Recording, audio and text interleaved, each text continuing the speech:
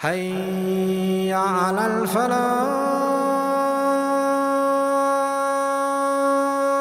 السلام عليكم ورحمة الله وبركاته. بسم الله الرحمن الرحيم. الحمد لله والصلاة والسلام على رسول الله وعلى آله وأصحابه أجمعين. We praise Allah subhanahu wa ta'ala, my brothers and sisters, who has instructed us to be just. Allah subhanahu wa ta'ala has indeed instructed us to be just. If you are just, you will achieve contentment. You will be happy. When you are a person who is unjust and you engage in injustice, you can never achieve true contentment. This is why every Friday we hear a verse. It is verse number 90 of Surah An-Nahl. إِنَّ اللَّهَ يَأْمُرُ بِالْعَدْلِ وَالْإِحْسَانِ وَإِيتَاءِ ذِي الْقُرْبَى وَيَنْهَى عَنِ الْفَحْشَاءِ وَالْمُنكَرِ وَالْبَغْيِ. Allah subhanahu wa ta'ala says, indeed Allah instructs you to be just, to be kind, and to be good. So there is al-adl wal-ihsan. There is justice, there is kindness and goodness, and there is ita'i dhil qurba. Allah asks you to give your relatives, to reach out to them. How can you be a wealthy person and they are struggling and they are so closely related to you? How can you be a person who has everything and your own relatives don't? Allah made them related to you to ask you about what you did towards them. These three things are repeated every Friday in almost all the masjids. So we hear it. Allah is telling you, be just, be kind, be good, and reach out to your family members. Do you do that? Subhanallah. And then we complain, why is it that we're not content? We're not prepared to solve problems with our family members. Yet solving problems with family members will earn us Jannatul Firdaus. Then Allah subhanahu wa ta'ala says, وَيَنْهَى, Allah prohibits you from the following. Al-fahsha, immorality. And al-fahsha, al-munkar, that which is bad and evil. And al-baghi, that which is sinful and transgression. So Allah prohibits that. Stay away from that, you achieve contentment. If you have immoral behavior, your words are immoral, you have no values when it comes to living your life, you will not be content. You've let yourself loose. No, hold high values, high morals, high standards, you will be content. Yes, it is discipline, it requires an effort, but long-term contentment and even short-term contentment. More than anything else, in the akhirah, in the hereafter, you will achieve a lot of that contentment. My brothers and sisters, then Allah says the immorality, the evil and transgression. Remember to stay away from it. Evil, stay away from. Transgression, that which is sinful, stay away from. These three are actually interconnected, and we ask Allah subhanahu wa ta'ala to grant us goodness. In verse number 97, Allah says, if you do good, if you believe and do good, we will improve the condition of your living first on earth.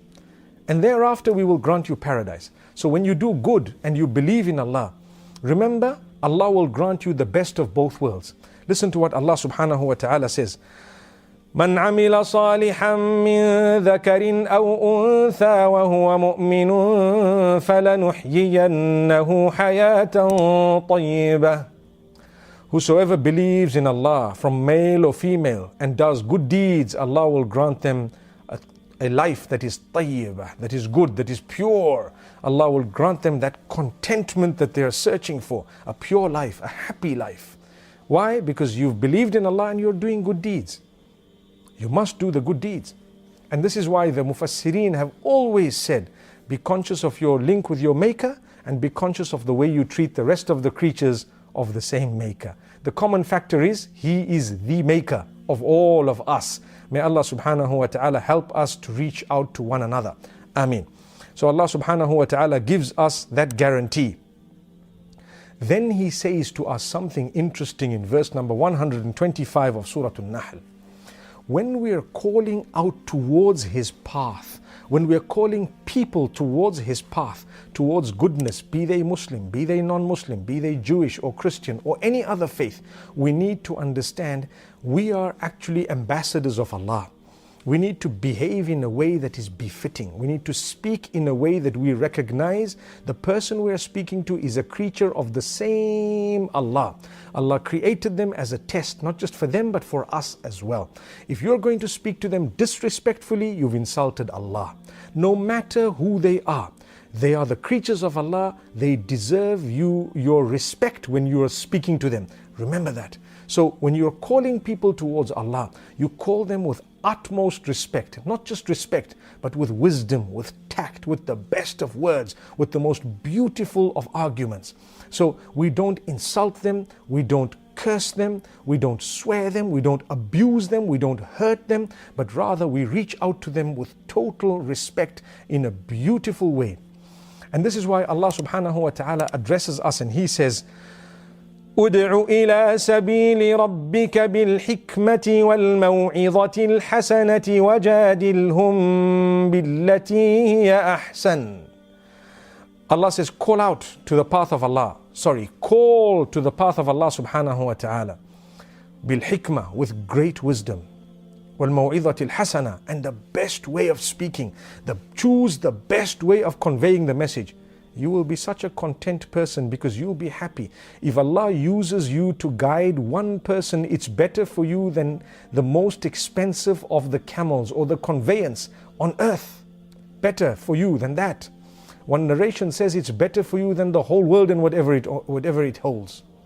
So my brothers and sisters, if you are going to be conscious of how you're addressing the people you're trying to call towards Allah, towards their own maker, then you have been successful already just by the way you are speaking to them. Even if they didn't turn towards Allah, the fact that you did it for the sake of Allah in the way Allah taught you and you respected the creatures of Allah, He's already rewarded you. And if they were to turn, it's a bonus. At night you sleep with a smile. Today I was used by Allah to call people towards Him in such a beautiful way. I'm proud of what I've done. This pride is not the pride of haughtiness, but the pride of happiness. There is a difference between the two. One is forbidden and one is permissible. When we say in the English language, I'm proud of being a Muslim, it's not I'm haughty or arrogant of being a Muslim, but rather I'm happy to be a Muslim. So it's the pride of happiness, not the pride of haughtiness. May Allah subhanahu wa ta'ala grant us an understanding. So my brothers and sisters, remember this. Speak to people respectfully. When you are guiding your own children, do it with respect. We want to convince them to come towards Allah. Our harshness is not going to achieve anything. This is why Allah reiterates and repeats in Surah An-Nahl, that verse that I read, verse number 125, saying, call towards the path of Allah. With goodness, with wisdom, with tact, with good words, with the best arguments. And remember, you are calling out to Allah.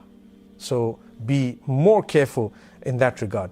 If we were to disrespect people, we lose happiness, we lose our sleep, we lose our contentment, we create problems, we cause division, we turn people further away from Allah, then we cannot expect contentment from Allah subhanahu wa ta'ala when we've turned people away from Allah subhanahu wa ta'ala. We move on to the next surah, which is called Suratul Isra. In it, Allah makes mention of the night journey that the Prophet ﷺ made from his house in Mecca to Baytul Maqdis, and thereafter the Mi'raj that actually took him right up to the seventh heaven. My brothers and sisters, it is called Suratul Isra, it is also called Surat Bani Israel. In it, Allah makes mention of many facts, many points, many pieces of guidance.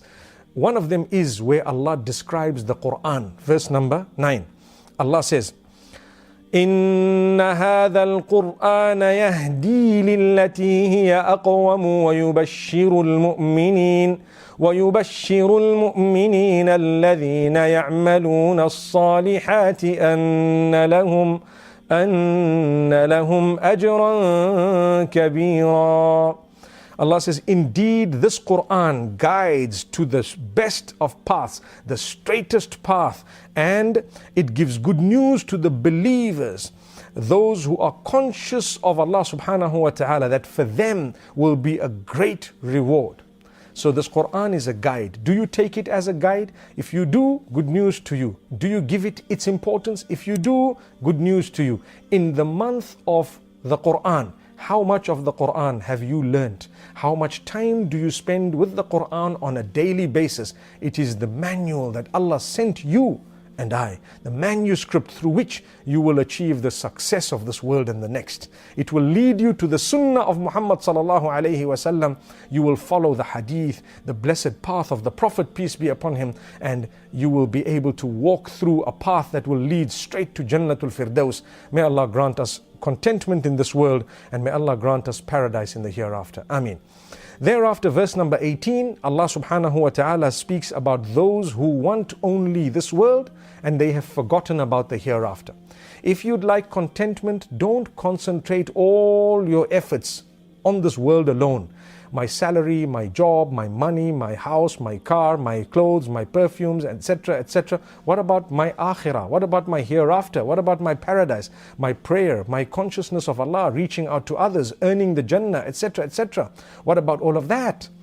So Allah says, من كان يريد العاجلة عجلنا له فيها ما نشاء لمن نريد ثم جعلنا له جهنم. Whosoever wants only that which is immediate, which means this worldly life. من كان يريد العاجلة, whoever only wants this worldly life that is right now, Allah says عجلنا له فيها ما نشاء. We will grant them from it to whomsoever we wish and to whatever level we wish. And in the hereafter, they have Jahannam. They have a torment waiting for them. Why should that be the case? Allah says, وَمَنْ أَرَادَ الْآخِرَةَ وَسَعَى لَهَا سَعْيَهَا وَهُوَ مُؤْمِنٌ فَأُولَٰئِكَ كَانَ سَعْيُهُم مَشْكُورًا. Whosoever is focused on the hereafter, they want the hereafter, and they're working towards the success of the hereafter, then those people, they will definitely have their sacrifices rewarded in a very, very great way. My brothers and sisters, Allah has promised us that if we focus on the hereafter, we will automatically achieve this world firstly, and then the hereafter. Remember, when Allah's given you, it's not a sign that He's happy with you. When Allah's taken away from you, it's not a sign that He's upset with you. It is all to do with the heart, your connection with Allah, and your contentment either way. May Allah grant us that contentment. أقول قولي هذا وصلى الله وسلم وبارك على نبينا. Thank you so much for listening to this short message. I pray that it has increased you in a little bit of motivation and hope, and the same applies to all of us. Jazakumullah khair. Assalamu alaikum wa rahmatullahi wa barakatuh.